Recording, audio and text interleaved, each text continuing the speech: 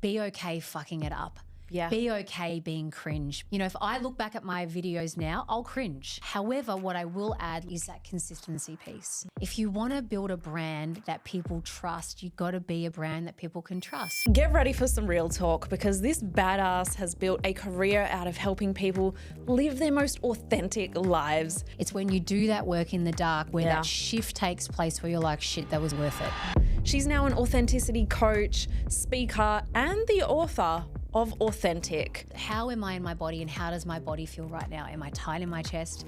Am I sucking my gut in? Am I tight in my shoulders? And that's where we can start to get these really cool signs of when we're coming out of our natural, genuine, rested selves. We sat down and talked about how to step into more of your authentic self and build your damn empire. So Kat John, welcome to the Unstoppable Success series. Kat John, welcome to the Unstoppable Success series. I'm so freaking pumped to have you in here. Thank you. It's good to be here. All right. Before we actually dive in to all the nitty gritty, I'm pretty done with the idea that we need to play down our success, be humble, be down to earth. I'm like, let's just be obnoxious about our success. So before we dive in, like, what's one epic win or something you want to just celebrate at the moment? Because I think the more we can witness other women being like, here the hell I am. Yeah. It makes it safe for others to do so as I well. love that. That is really, really cool. I want to celebrate and fully be obnoxious about my book coming out. Hell yes. So first book I've ever written, definitely won't be the last, but wow, that is an achievement. You know, it is a process. It is an achievement. It is a journey. It is everything from, you know, gestation to then actually letting it out into the world and putting it out into the world and backing it and celebrating it and watching people buy it and hearing people have their, you know, reviews on it. It's been incredible. And yeah, but at the same time, I'm super proud. Like I'm really, really, really proud of that.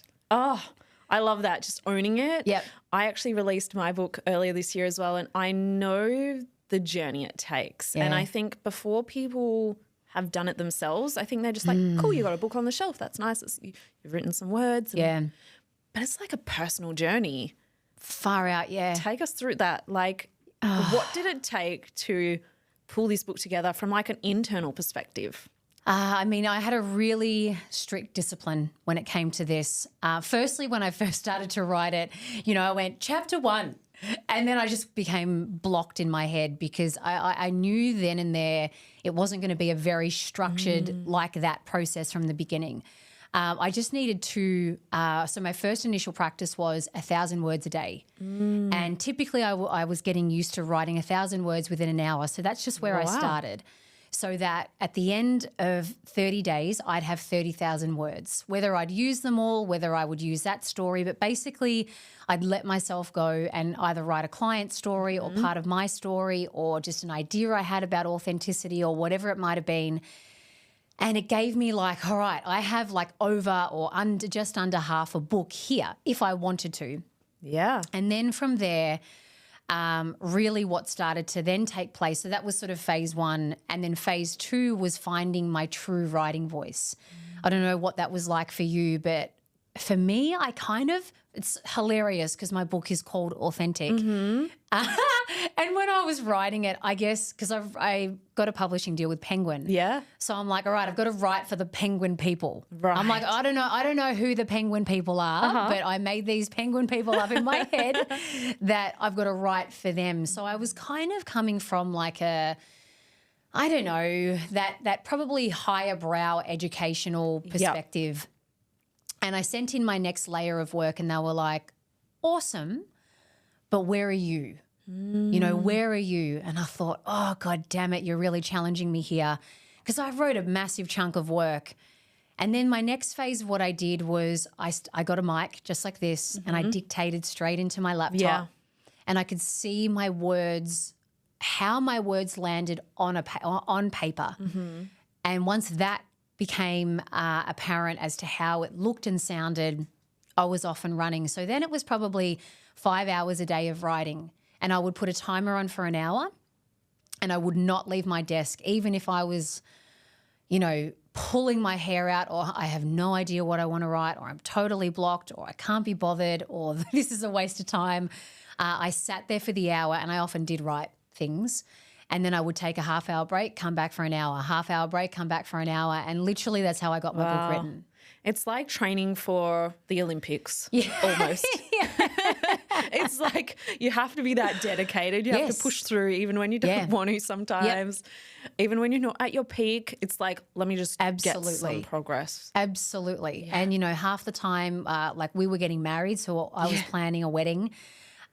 Which then obviously stuff was coming up around that. It was then school holidays, so both my stepdaughters were home, and I'm like, oh my gosh, and then your friends are all over and you're making noise, and then it's summer outside and all I want to do is be outside. So, it's just this, it's this thing, you show up to when you don't want to, when you can't be bothered, when the sun is shining, when the kids are being noisy, when you're getting married. Those deadlines really worked for me. Yeah. That's what really worked for me. Yeah. Yeah. So good. How do you find that translates into creating success in other areas? Like, do you feel like that dedication is a key piece to creating success? Yeah, definitely. In the beginning, certainly when I first started out, so I'll be 10 years in business next year. In the beginning, it was just like, what do I feel like doing? And I'll do what I feel like doing, and then kind of would wait till the next feeling of inspiration came. And if you kind of want a successful, whatever you deem to be successful business is, whether that be an epic community, whether that be money coming in, whether that be however many clients you want to be serving, whatever, going off certain feelings whenever you feel them is not really the best way to go about it. Yes. Right? So what I learned is that consistency and showing up, even when it is tough, even when it is hard, even when you don't want to, it is what eventually creates this cumulative effect or the tipping point. Yeah. Where you're doing something, you're like, why am I doing this? This isn't changing anything. This isn't doing anything. I'm not getting likes on this, or I'm not getting money coming in, or I'm not getting the amount of clients that I want to be serving. But enough of that consistent bit by bit, doing the work in the dark, basically, when the shine isn't shining on you, when the universe isn't raining gifts on you with whatever it is that you want. It's when you do that work in the dark where that shift takes place, where you're like, shit, that was worth it. That was worth it. And that's what I have developed and committed to over the last 10 years. So good. Yeah. It's almost like a muscle. Because like sometimes you don't want to lift the weight, but when you lift that hard weight, you push through, you build the strength, you build the resilience to push through, because it's so easy to show up when everyone's buying your stuff, when your reels are going viral, when everyone's saying how amazing you are. Totally. But it's the moments when someone says, well, that was shit, or things come your way, or challenges, or things just aren't working, that those are the moments that when you show up, just builds that self-trust. Yep. 100%. I remember a time in the sort of close to the beginning where I ran my first meditation class, and I think I put the notice up on Meetup. Like that was the thing back then, Maybe there was a Facebook post as well, and one person showed up. Do you know how fucking embarrassing that is? I'd rather no one showed up, and then I could be like, oh my God, it was like a full class and it was so amazing. But one person showed up. And then the week after, no one showed up. And you know what? I didn't talk about it. In terms of the lead up to the first meditation class, second class, whatever, there wasn't a process that I had in place. I was just like, I'm going to do this, and miraculously I'll think that everyone will turn up. And they didn't. And I did that for 6 weeks. And, my self-esteem was getting pretty low because I got very clear guidance from my intuition that, this is something that would be cool to do. And when I was driving myself mad, feeling really flat, feeling really low, thinking that I should just give this up and this is, not what I should be doing, I should go back to nursing, all those kinds of things, there was that piece of, hang on, what else could I do here? And the thing that I did is I plugged into yoga studios, because back then they didn't have meditation on set classes. Yeah. They just had yoga. So I pitched it to a few of Melbourne's coolest yoga classes, yoga places, and they went for it. You know, so plugging into a community where I had a meditation class every week, so there was a consistent class, same time, there were already a community there. Yeah. That's where things started to pick up and shift, and it's like, oh, okay, cool. It doesn't, when you do something one way, doesn't mean that it's the end and that it's not going to work and that you're doomed and that you're not destined for this. It's being resourceful and going, oh, how else could I do this? You know? I love that. And that's kind of been something that I've often navigated as well. And I always look at it as separating the facts from the narrative, because it's like the narrative could be, I suck. No one likes me. No one wants meditation. No one's ever going to pay me for meditation. Yep. So many stories you could have made up. But you were like, let me look at the facts. No one turned up. Cool. How do I find the people? Totally. And it's like it becomes so clear. Totally. Fact from feeling. Oh, yeah. So true. That's perfect. Yes. Okay. So your book is called Authentic. Yeah. And I think we live in an era where authenticity wins every single time. But we also live in an era where it's like, who the hell am I? And I struggled with this for so damn long. I was like, I haven't told you this before, but when I followed you years ago and I was still like, who the hell am I? Yeah. I was starting to build my personal brand from the shy introvert. I didn't even want someone to give me eye contact back in the past. And I was like, Kat says to be more authentic. She's swearing and not, maybe I need to swear more. Yeah. And like I started creating these beliefs and I was like, maybe I need to be louder. Maybe I need to be these things. And it wasn't until that I realized actually being quiet is my superpower. Yeah. And it's so hard to figure out. Yep. So I want to know, what does authenticity mean to you? And then how can we discover that if we're still stuck in, like, I think we're always shedding layers of Fully discovering ourselves more. Yes. But what does authenticity mean to you? Thank you for sharing that, by the way. That's a really cool thing to share, and I think there's so much in there in that. To me, it is being your most relaxed, genuine self, right? So, for example, you just said that you're naturally a quieter person. That's where you feel at your restful place. Yeah. You know, so that is like let's say that's the middle of where Jess is. And then you see someone like myself years ago and you're like, oh, okay, well, that looks like it's working for her. So maybe I will extrovert. Maybe I will push myself out louder and be, you know, whatever who I think I have to be. So we steer our way away from the center of gravity, like the center of who we are. And then we can take it the other way where, okay, we're quiet and we think we want to do this business and we're like, I'm not sure if I can do this business because I am an introvert. And so we then start to retreat and retract and fully retreat and fully retract and then tell ourselves, I can't do this because I am like this, because I am like that.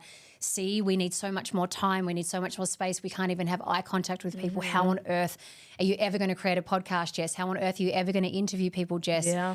So there's these two, I guess, polarities where we're often pulled to, or many polarities, I should say, that take us away from the genuine, relaxed self. Yeah.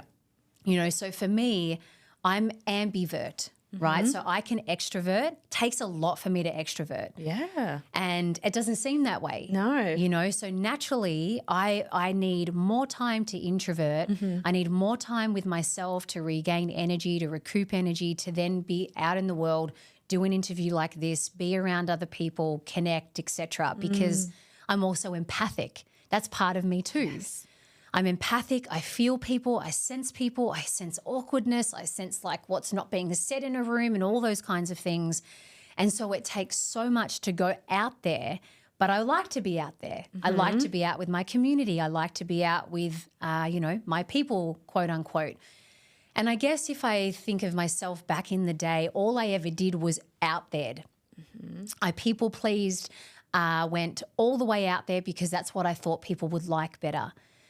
And so as a result, whenever I would come home, I'd be exhausted. I'd like fall into a big black hole. I'd feel down. I'd feel depressed. But then I would feel like I have to go back out there and put this shine on. And I think a lot of people feel that. Yeah. Right? I think we have people in our life where we can rest in our natural resting place. You know, so my husband, oh my gosh, I can be all the colors of the rainbow and every other color in between each color. And I can be that way. Yeah. And then there are other people, like, you know, if you go to Christmas lunch where you're like, oh God, I'm going to have to clip my wings a little bit here, or I'm just going to have to be that little bit more quiet because I don't feel quite safe around that person. And that's okay. Mm-hmm. I think this thing with authenticity and being authentic, there is this, desire for us to want to be who we are and to be ourselves. And at the same time, in the same breath, there are places, spaces and people where that's not going to be celebrated, where it is going to be harder for us to be ourselves. And I guess in my book and what I share is it's okay. Yeah. You know, it's okay, because then often if we think, oh no, I've clipped my wings a little bit, or I haven't spoken out loud, or I did avoid eye contact there, we can think we're regressing, or we can think that we're not developing, or we can think that we're not being authentic and we make ourselves feel bad about it, wrong about it. And it's just a moment of curiosity. It's a moment of, okay, wonder what that was about. Yeah. Can I love myself through that? Can I have a talking to myself through that? Would I do it any differently? You know, and I think that's where people can start to get curious and take that invitation in of, okay, when I drop off kids at school, or when you drop off kids at school, or when you go to that mother's meeting, or where you go to that group, I don't know, invitation where you don't really know anyone. It's, how am I in my body? How am I in my body, and how does my body feel right now? Am I tight in my chest? Am I sucking my gut in? Am I tight in my shoulders? Am I retracting? Am I retreating? Am I going super quiet? And that's where we can start to get these really cool signs of when we're coming out of our natural, genuine, rested selves. Does that make sense? Oh, for sure. Yeah. Checking in with your body, like feeling the signs. Feeling the signs, our body knows, which are really uncomfortable to feel, right? Oh, for sure. For sure. You're telling me. I'm like awkward naturally. So you're always like, Life. But I've had to learn to be more comfortable with, okay, actually being quiet is not a problem, because I had big goals of, I want to speak on stages. And I was like, speak on a stage. Everyone I see gets up there and they're like, woo, dancing like crazy. And I've realized now I can do those things without feeling too cringe, but it's still not super my natural state. Yeah. Like I'm not walking down the street dancing. Yeah. But it's realizing that that's actually my superpower, when a lot of the time you don't really see quiet people being like, hey, if you want to be a public speaker, be more quiet. It sounds counterintuitive, but I'm like, actually it kind of works. So it's so interesting.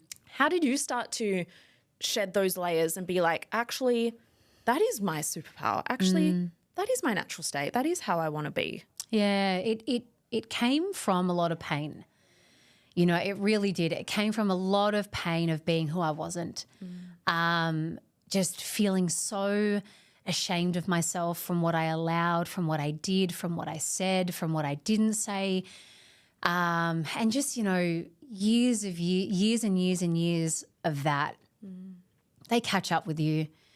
And I think there's that time and that moment where you look at yourself in the mirror and you think, what the fuck are you doing? You know, and can I keep doing this? Yeah. Can I keep doing this? Do I want to keep doing this? And that really, I guess it just kept crescendoing for me. You know, I kept meeting these gnarly wake-up calls from the universe, from myself, from relationships ending, from friendships leaving, from guys that I was hooking up with that I didn't really want to hook up with. And it was just like, wake the fuck up, Kat. Please, please, please. Because like I said, the way I would feel about myself, I think what was happening was that was becoming worse. The way I was feeling was becoming worse than, or more painful than, you know, oh, I should just hook up with that guy, or I should just be with that person, or I should just say yes to that friend, or I should just go along with that flow. That pain was like, I don't think I can actually do this. So what else should I be doing? What else could I be doing? How else could I be doing it? And they're the hard questions, just like we spoke about earlier in business. When it comes to yourself, it's like, oh God, I'm about to unravel, I'm about to unravel. I'm about to unwind from who I've identified with, because that way of being has served us for a period of time. Oh, for sure. Right? And it serves other people as well. And you get used to that. Even though it's painful, you get used to that. It's predictable. It's like, this is me. This is who I am. This is how I roll. This is how it is. This is all I can have. This is all I'm, worthy of. And yeah, I mean, my biggest gnarly wake-up call was when I needed to have brain surgery at 23. That was like cherry on the cake of wake-up calls. Massive. And such a young age. Such a young age. Such a major. Major. And for 5 years prior to that, at 23, I had brain surgery. 5 years prior to that, I was in chronic pain, ignoring. I'm like, don't want to deal with it. And I was a nurse, by the way, like a ning-nong as well. And it just caught up with me. There was this one day I was working and I went to walk down a set of stairs and I couldn't walk. I had all these little signs beforehand, flickering eyes. My body was in, like I said, chronic pain. My body was swelling. I was putting on weight. I was addicted to pain medication. Very bad way, And it was that one day where I couldn't walk. My foot literally couldn't go down the step. And then there's just this series of events of ending up in a neurosurgeon's office, 6 weeks later having brain surgery, hoping that would fix everything, which it did structurally, but it left chronic pain still because of how badly my nerves were compressed. And that was some deep reflective time, and I was also told that I might have to live like this. And that was, 23, 24, hearing that, you think, well, what's the fucking point? I was carrying an extra 15 kilos of weight, so I was on so many pills. And I met this professor of neurology because I was so down in the dumps. And he was my guiding light, one of those people in your lives where you just go, thank God for you. And he said to me, this is where I guess my brain started to wake up and my potential started to wake up. And he said, Olympic athletes will train for their gold medal. They want that gold. They want the ribbon around their neck. They want to feel the gold pressed against their chest. They want to be standing with the number one underneath their podium. And they will train, they'll sleep, they'll eat, they'll do whatever they need to do with tenacity and resilience and dedication. And he said, Kat, I need you to want something as much as they want gold. And he said, close your eyes. And I closed my eyes. My mum and dad were sitting either side of me. And he said, just tell me what you want. And I said, I want to be free. I want to be free to be me. I want to be free to dance, to laugh, to be engaged in my life, to just live my goddamn life. And he said, that's your gold medal. Yeah. And he said, tell me what Kat looks like when she's free. Tell me what she's doing, what she's wearing, where she's at, yada, yada, yada. And I was telling him, and he said, every day I want you to imagine her and visualize her and feel the feeling of her and notice what comes up in terms of your sensations in your body and in your heart, etc., and then do one thing in favor of that cat and come back in 12 months. He said, that's your invisible prescription. I was like, what the hell are you talking about, bro? Wow. He's a professor at the Austin of like brain stuff, and I'm like, this is a very nutty professor. Progressive. Very progressive. Uh-huh. And so, I've got this stubbornness in my family. And I used that stubbornness finally for good. And I did it every single day. Had to battle thoughts, had to battle chronic pain, battle my inner demons. And I shit you not, within 10 months of doing that, of visualizing Kat, that version of Kat, and then acting in favor of her, which looked like going for a walk. Yeah. Because I wasn't doing any of those things. It looked like going to Zumba. It looked like going to a gym class, spin class, whatever it might have been, while still in pain. And over time, I had just rewired. I'd rewired my brain. I'd rewired my nerve pathways. And literally within 10 months, chronic pain was gone. Wow. Not a drop of medication for 10 months. And the weight that I was carrying went. I was engaged with my life. I was nice to my boyfriend. I was back nursing and all those kinds of things. And that's what was like the real opening of, well, far out. If I can do that, what else can I do and who else can I be? Who else can I become? And that really started me getting on this notion of what other gold medals, metaphorical, do I want to go for? What a powerful lesson. Yeah. I think 10 months is wildly short to heal that. Yeah. But sometimes it can feel wildly long as well. Was there ever a part, because I think as entrepreneurs we have that vision. Yes. And we set off on that journey and we're like, why don't I have my $1 million yet? You know, and then sometimes we get disheartened or lose a bit of motivation or give up. Was there ever a moment where you felt like, well, it's not working? Yep. Mm-hmm. Every day for like 3 months. And what kept you doing it? It was his belief, right? So I guess for that period of time, I held on to his belief in me. No one had ever spoken that kind of language to me before. No one. And the way that he spoke, I knew it in my bones. I knew he was right. I could feel it. And I could intuit it. And I just thought, nah, I'm going to give this, because before seeing the professor, I wrote my parents a letter saying that I want out. I want out of life. I'm over it. I hate myself. I hate this existence. I was full rock bottom. And this was like, for me, I said, well, this is it. This is it. 12 months. That's not a long time in the scheme of, you know, what I was sort of thinking about. And for the first 3 months, it was hell, because I also wanted to go off my pain medication, which I did. So I was feeling the pain exactly as it was. And the thoughts that were there were, this is a waste of time. You're going to be a bitch to the people at work. You're going to be a bitch to your partner. He's going to leave you. You're going to lose your job. You're going to be in chronic pain for all day. What the hell is this walk going to do? What the hell is this Zumba class going to do? It was relentless, absolutely relentless. So his belief and whatever he transferred into my heart was what I held on to. And I just thought, no, Kat, you are not giving up until you have really, really, really, really tried. Yeah. And 3 months was not 12 months yet. 4 months was not 12 months yet.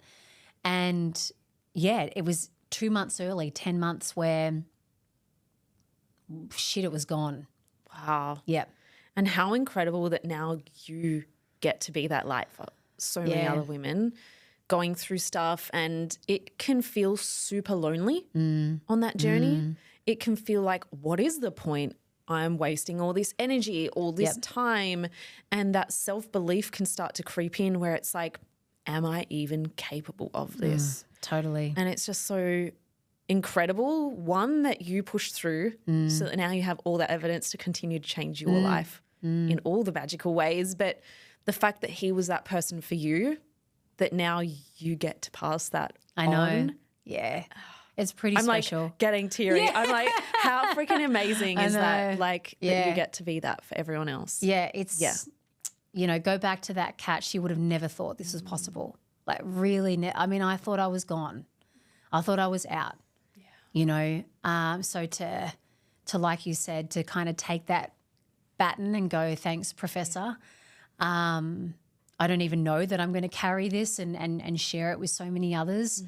Sometimes I still don't know that I shed such light on others, because really, I guess this is what happens when you're just yourself. When you're yourself, you think, really, is that inspiring? And I guess I realize how much it actually is. Yeah. Yeah. Oh, so good. And even just, you know, through social media, and people are watching that you wouldn't even know. And it might just be one little thing changes someone's trajectory forever. Yeah. So that's freaking epic. Just speak about your social media. You are just yourself. Yeah. Absolutely unfiltered. What advice do you have for people who are maybe going to build a personal brand or in the journey of building a personal brand? Because in the early days it can feel like, what should I post? Yeah. Because there's 50 million things about our day, 50 million things about ourselves, so many unique nuances that it sometimes can either feel overwhelming, like, how can I show everyone all of me? Yeah. I used to be that. I was like, how do I show everyone my funny side, my deep side, all in one thing? Yeah. And then I would overwhelm and then I wouldn't post it. Or you could get the other way where it's like, I don't know what to share and then we don't share anything, similar to what you said with the polarities. Yep. What is your tips if someone is starting to build a personal brand or wants to show up as more of them on social media? Where should they start? Yeah, it's a really good question. And I guess if I go to my personal experience, you know, it was in the beginning, it was just chucking spaghetti against the wall and seeing what's stuck. Yeah. As in what felt right. You know, in the beginning, I would massively overshare, or I would think that I would have to be super spiritual, or I would think I'd have to be the happy one or the super positive one. And I think this is where, you know, this is sort of the unfortunate part, that when you look at people who have got a solid community and who seem to be just supernatural on their page, like they all started out awkward. I started out awkward. I started out, what the hell am I going to post? What the hell is my message? What the hell do I even want to say? Do people even care about what I want to say? And it really was just this, it was this dance of figuring it out. And I think this is the thing, people can sometimes don't want to do that dance of figuring it out. They want to get it right and perfect straight off the bat, and that ain't going to work. No. You know, you got to feel the fuck ups. You got to feel the, oh God, why did I say that? Why did I do that? Why did I feel the need to be super loud? Why did I feel the need to swear when I actually don't swear? Why did I feel the need to be super spiritual? And that's where I think, you know, this is the work that I always do. It just gets that notch deeper of like, all right, well, if that doesn't feel right, then what did? Yes. Or what might? Or what does? And in that spaghetti up against the wall, you'll find it. Yeah. You know, it wasn't until like probably truly a couple of years in where I found my groove. That's where the Zero Fucks movement started to come about, where I was like, actually, you know, I did dance always as a way of self-expression, and then I did it as a therapy. I did it as like a somatic release, and then I thought, do I share this? Should I share this? Is this something I should share? So I had that same thing. Yeah. And you know what? Thank fuck I did, because that has created Massive. a gnarly movement. You know, a movement that I didn't even know that I was creating. Yeah. I literally put up the dance with a lot of, you know, judgment around it from myself. Was only going to put up one dance, made a little funny, you know, Zero Fucks, having a little dance here. And then everyone was like, can't wait till next Tuesday's dance. I said to Steve, my husband, what the hell are they talking about? You know, and it then moved into this movement. And again, through that and just kind of following my nose and feeling into it, following my nose and feeling into it. Does this still feel right? Does this still feel true? Am I just doing this for them, or am I still doing this for me? Why am I doing this? I've asked those questions time and time and time again to keep landing at, no, it does feel right and it does feel true. So yeah, my point being is, in the beginning, like, be okay fucking it up. Yeah. Be okay being cringe. Be okay. You know, if I look back at my videos now, I'll cringe.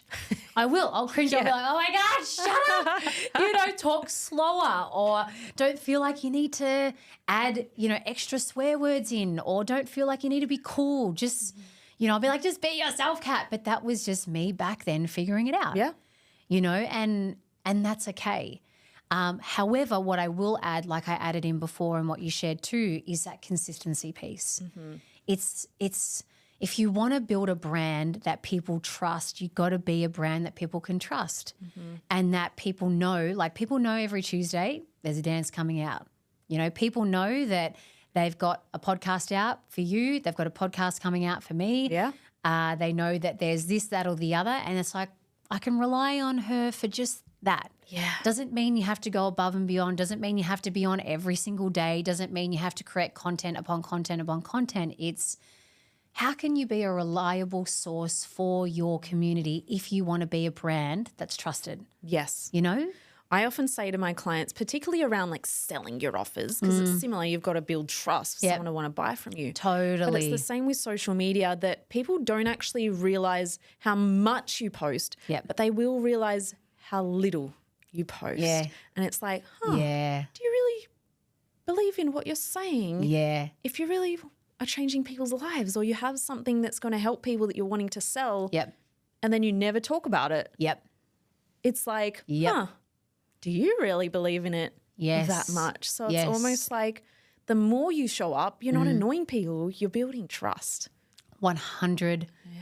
And, you know, each time you finesse your message, you finesse it. I still am finessing my message, getting tighter, cleaner, expand on it, tighter, cleaner, expand on it, you know, and that is sometimes the beauty of sharing content and posting content, but be sure it is sustainable. Yeah. You know, like I said, I think you can either go all the way out there and be sharing, and that becomes totally your life, or you can be like, I don't want to share anything because I don't know what to.